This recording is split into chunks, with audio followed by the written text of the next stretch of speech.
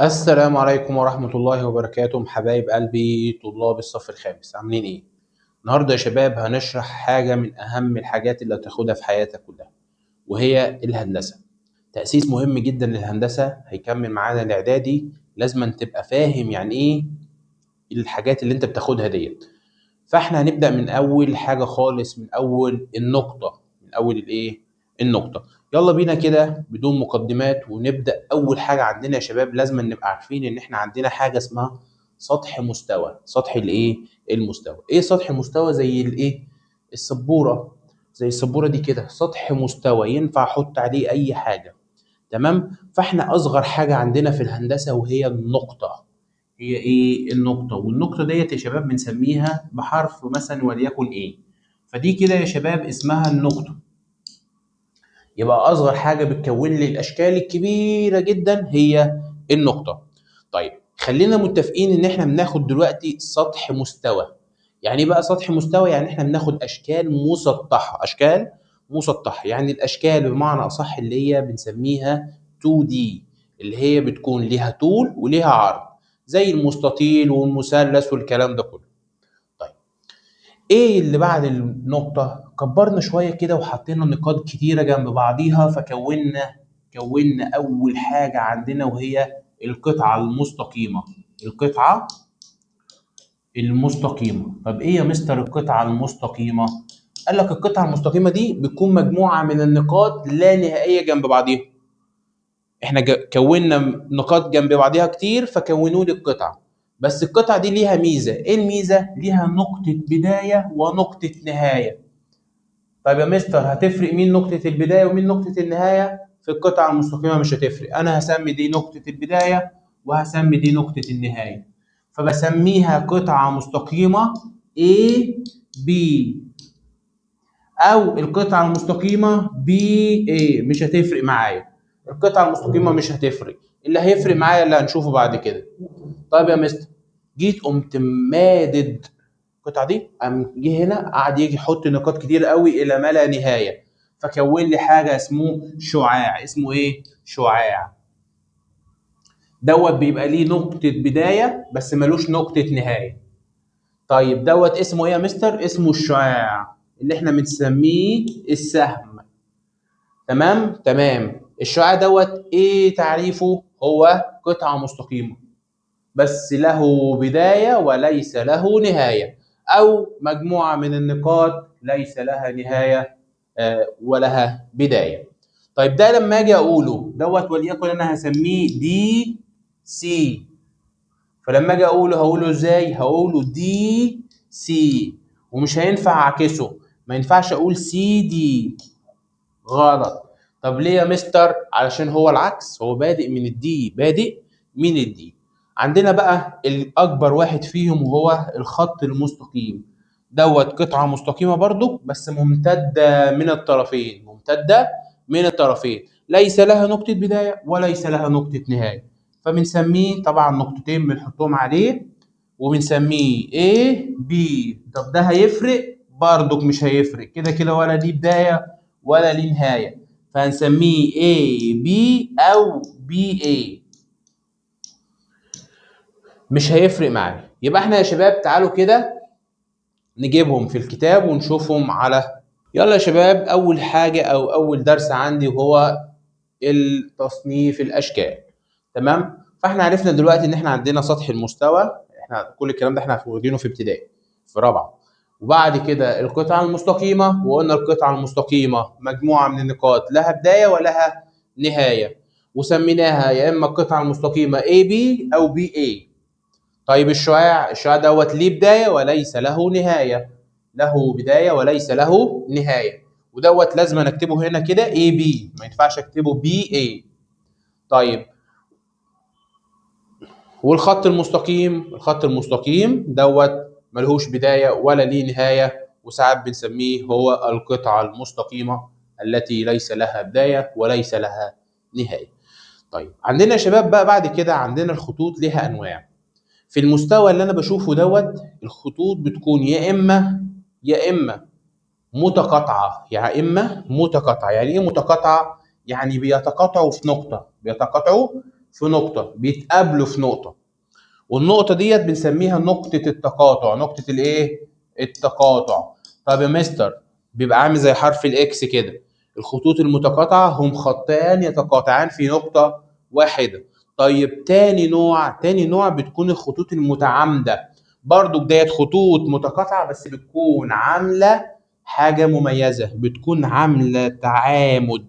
ايه التعامد دوت؟ يعني بتكون عاملة زاوية قائمة. زاوية قائمة. فدوت بيبقى عامل زي ايه؟ علامة الزائد.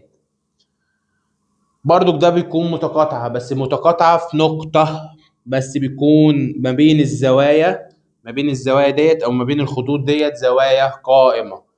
تمام؟ لتكون 4 زوايا قائمة اللي احنا بنسميها زوايا مربع. طب ايه تالت نوع؟ تالت نوع وهو الخطوط المتوازية. ديت بقى خطوط بتكون ماشية مع بعضيها، متقابلة كده مع بعضيها. تمام؟ ما بتتقاطعش ابدا، خطوط ماشيه كده زي قضبان كده الايه الحديد يا شباب، بتاعت الايه؟ بتاعت القطر. تمام؟ هم خطان بينهما نفس المسافه لا يتقاطعان ابدا، ماشيين كده على طول. تمام؟ ماشيين مع بعض على طول المسافه. فدولت يا شباب الخطوط المتوازيه، الخطوط المتوازيه. طيب خدنا بعد كده الزوايا. احنا كل دوت بنراجع حاجات احنا واخدينها، خلي بالك، بس تأسيس مهم جدا. ايه يا مستر انواع الزوايا؟ خلي بالك ان الزوايا ديت هي شعاعان يشتركان في نقطة البداية. جبت شعاع وجبت شعاع تاني بس اشتركوا في نقطة البداية، فسميناهم اللي ما بينهم ديت زاوية. واحنا عارفين من السنة اللي فاتت ان الزاوية بتقاس بايه؟ وحدة اسمها الدرجة. الايه يعني؟ انا لما بقيس الدرجة يعني معدل الانفراج، هي وسعت ولا ضيقت، ديت كده بقول مثلا وليكن 30 درجة. 30 ايه؟ درجة. فانا عندي من انواع الزوايا اللي لازم تبقى عارفها، اول زاوية عندي الزاوية القائمة. الزاوية القائمة اللي بتكون عاملة زي حرف ال، اللي بتكون عاملة زي حرف الايه؟ ال، اللي هي بتكون 90 درجة بالظبط. 90 درجة بالظبط. اللي بتكون يا شباب، عارف العمود اللي عندك في البيت؟ العمود اللي عندك في البيت ده بيكون عمودي على الايه؟ على الارض، فبيكون يكون زاوية قائمة، يكون زاوية قائمة. طيب والزاوية الحادة؟ الزاوية الحادة اللي هي قياسها أكبر من صفر وأقل من 90، يعني 30 40 50 وهكذا. وبعد كده عندنا الزاوية المنفرجة، واللي بتكون قياسها أكبر من 90 وأقل من 180. قياسها أكبر من 90 وأقل من 180. الحاجات دي يا شباب تتحفظ صم، لأنها هتفيدك كتير جدا في كل السنين اللي جاية. طيب نخش بعد كده على أهم حاجة بقى، وهي المضلع. إيه هو المضلع؟ وهو دوت اللي إحنا هنعرفه دلوقتي. يلا بينا يا شباب نعرف يعني إيه مضلع. اول حاجه المضلع ده يا شباب شكل هندسي، شكل هندسي. تمام؟ بيكون شكل هندسي مغلق. لازم مغلق، لازم مغلق. طيب ثنائي الابعاد. ثنائي الابعاد يعني بيتكون من حاجه مسطحه. بتكون حاجه مسطحه يعني بيتكون من طول وعرض بس، مفيش ارتفاع. تمام؟ ثنائي الابعاد يتكون من 3 قطع مستقيمه. اقل حاجه فيه قطعه مستقيمه، لان لو عندي قطعتين هيبقى ايه؟ مفتوح، وانا اتفقنا ان هو يكون مغلق. فاصغر واحد عندي وهو الشكل الثلاثي. يعني اقل حاجه اللي القطعه المستقيمه دي بنسميها اضلاع يا شباب، او اكثر. وبنسمي المضلع على حسب اضلاعه، يعني دوت مثلا 3 اضلاع فبنسميه شكل سداسي. الثلاثي دوت يعني مثلث. شكل رباعي، شكل خماسي، شكل سداسي، وهكذا. طب يا مستر لو انا عندي افرض عندي الشكل مفتوح، فدوت يبقى مش مضلع.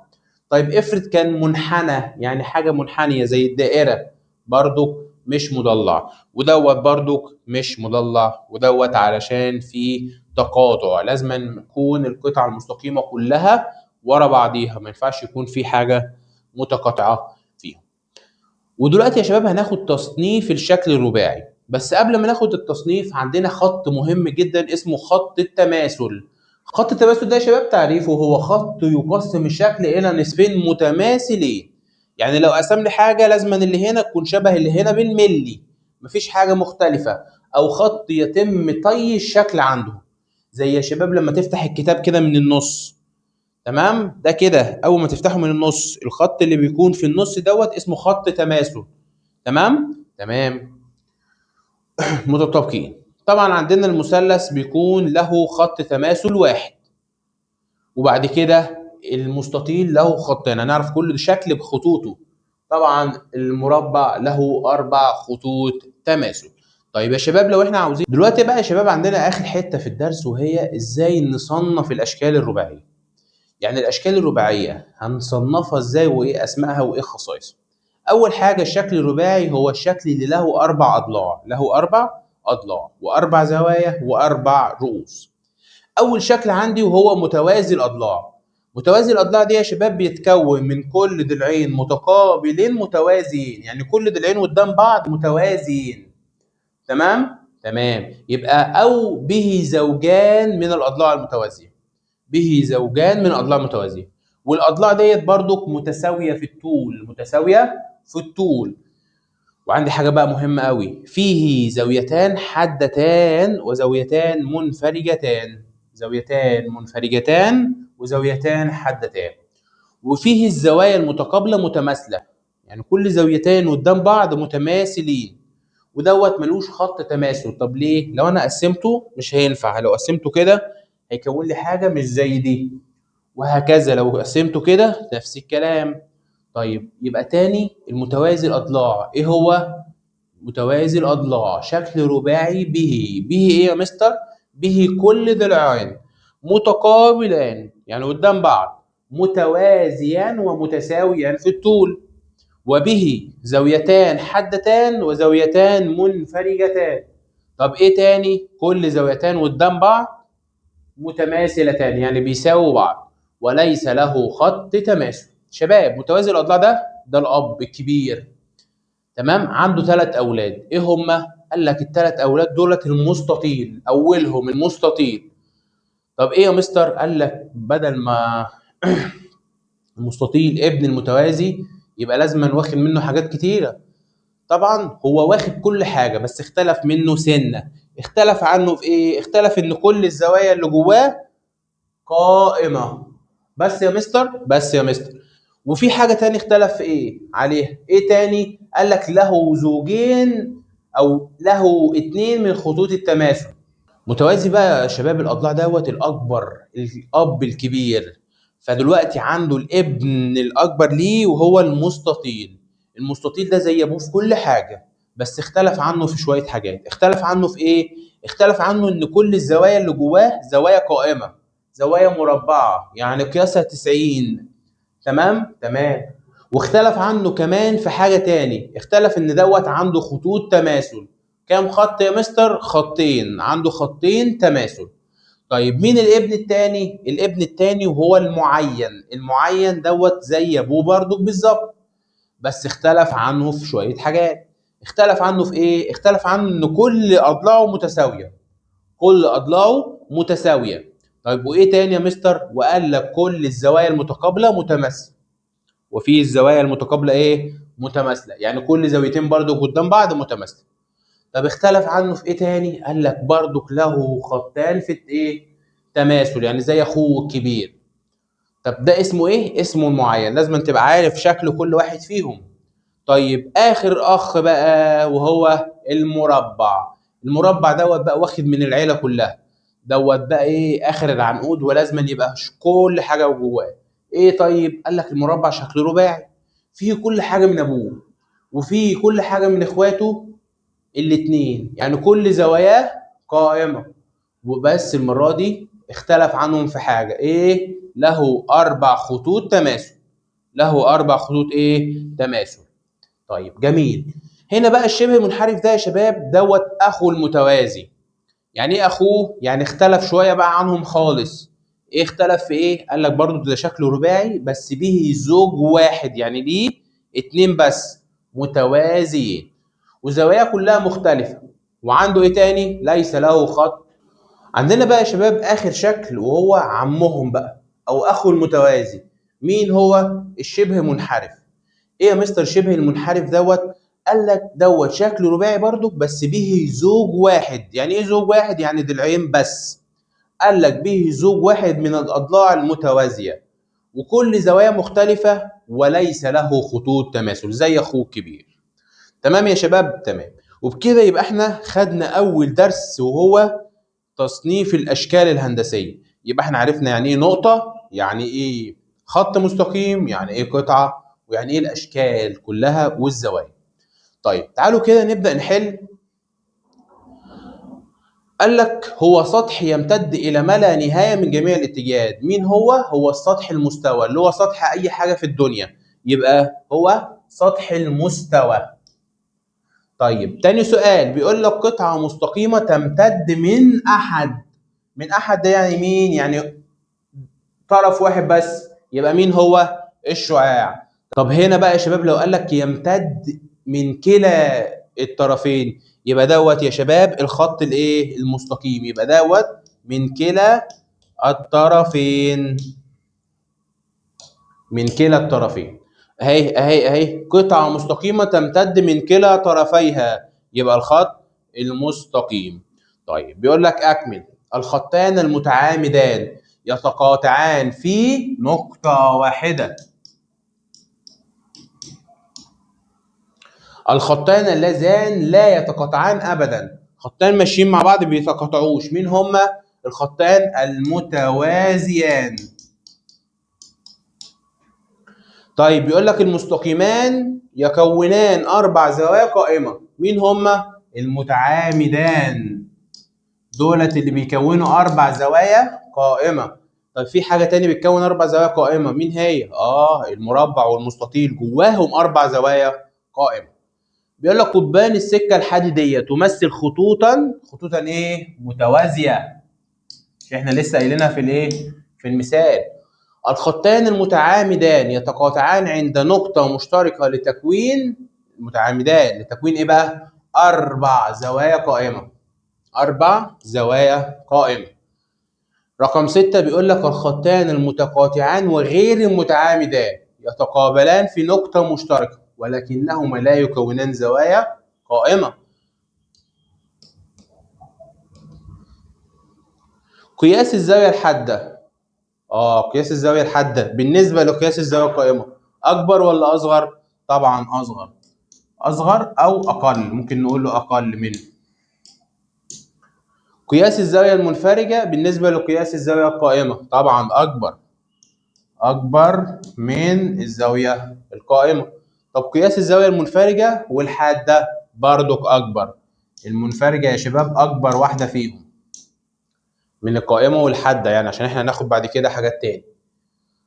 رقم 10 بيقول لي الزاوية التي قياسها أكبر من الزاوية الحادة وأقل من الزاوية المنفرجة، اللي بتبقى في النص زاوية اسمها زاوية إيه؟ زاوية قائمة، هي القائمة. المربع جميع زواياه مربعة أو قائمة، يعني اللي كتب مربعة صح، اللي كتب قائمة صح. أو اللي كتب مربع جميع زواياه 90 درجة برضك صح.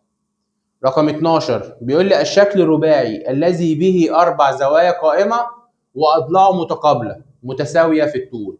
أربع زوايا قائمة وأضلاعه المتقابلة متساوية في الطول، مين هو؟ دوت المربع، لأنه اشترك ما بين أخوه هنا متساوية في الطول وأربع زوايا. يعني ده المستطيل، لو قال لك الحتة دي أربع زوايا بس قائمة يبقى المستطيل. طب لو قال لك متساوية في الطول كمان يبقى المعين.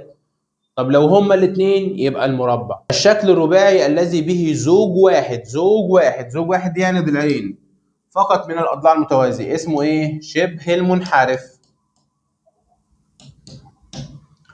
الشكل الرباعي الذي جميع اضلاعه متساويه في الطول وبه اربع زوايا قائمه، برضك قال لك نفس الحاجتين، يبقى برضك ده مين؟ المربع. واحنا نسينا نكتب هنا المربع في الطول هو المربع. الشكل الرباعي الذي جميع أضلاعه متساوية في الطول وليس به زوايا قائمة أو به زاوية، ده بوت مين؟ المعين. ديت يا شباب الخاصية اللي بتميز المعين. من الأشكال الرباعية التي بها زاويتان حادتان وزاويتان منفرجتان، مين؟ متوازي الأضلاع. وفيها حاجة تاني، مين يفتكر معايا؟ متوازي الأضلاع والمعين. من الأشكال الرباعية التي زواياها الأربعة قائمة، عندنا شكلين، المربع والمستطيل. المعين به زاويتان حادتان وزاويتان منفرجتان. من الأشكال الرباعية التي جميع زواياها متماثلة، متماثلة يعني كلها زي بعض. عندنا مين؟ المربع والمستطيل طبعا. الشكل الرباعي الذي جميع أضلاعه متساوية في الطول وبه زاويتان حادتان منفرجتان. مين؟ الحتة ديت قلنا خاصة بالمعين. وبكده يا شباب احنا وصلنا لنهاية الحلقة بتاعتنا. إن شاء الله أشوفكم في الحلقة الجاية، والسلام عليكم ورحمة الله وبركاته.